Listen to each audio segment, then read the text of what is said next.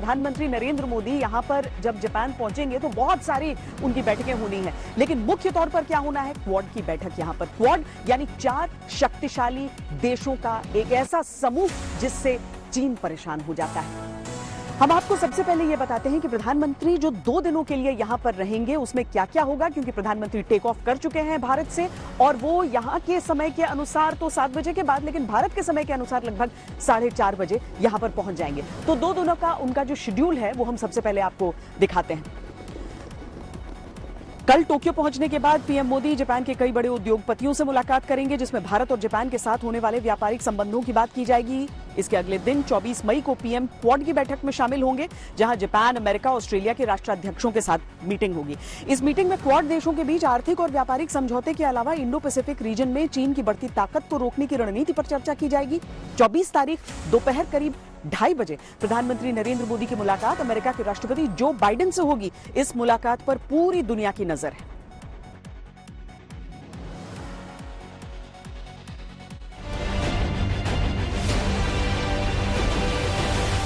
PM Modi की Japan यात्रा की शुरुआत हो चुकी है। दुनिया भर की निगाहें एक बार फिर हिंदुस्तान को देख रही हैं।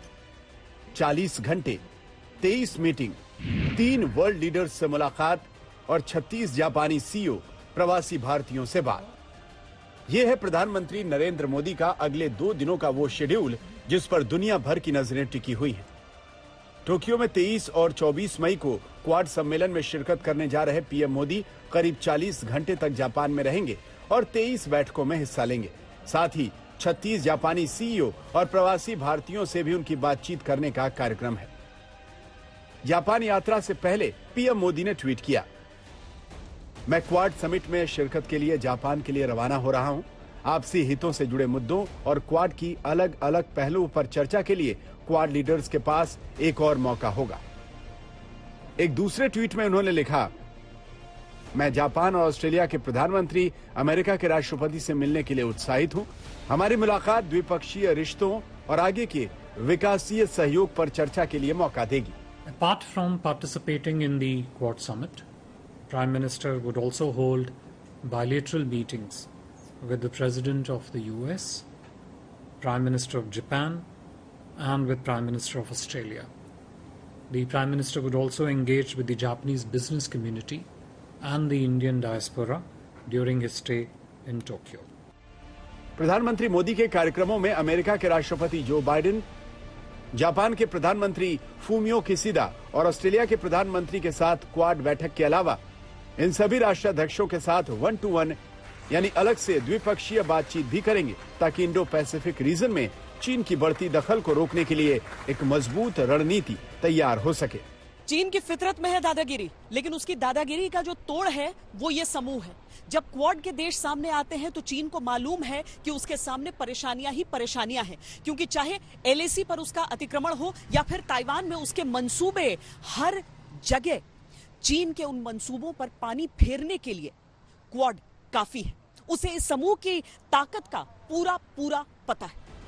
अमेरिका के राष्ट्रपति जो बाइडेन के साथ पीएम मोदी की द्विपक्षीय बैठक पर हर किसी की निगाहें हैं। व्यापार, रक्षा, सुरक्षा, जलवायु, शिक्षा और ऊर्जा क्षेत्रों में दोनों देशों के बीच आपसी सहयोग लगातार बढ़ा है। प्रधानमंत्री मोदी की जो बाइडेन के साथ बैठक में इन सभी पर चर्चा होना तय है। साथ ही इस बात पर भी जोर दिया जाएगा कि दोनों देशों के संबंधों को और मजबूती प्रदान की जाए।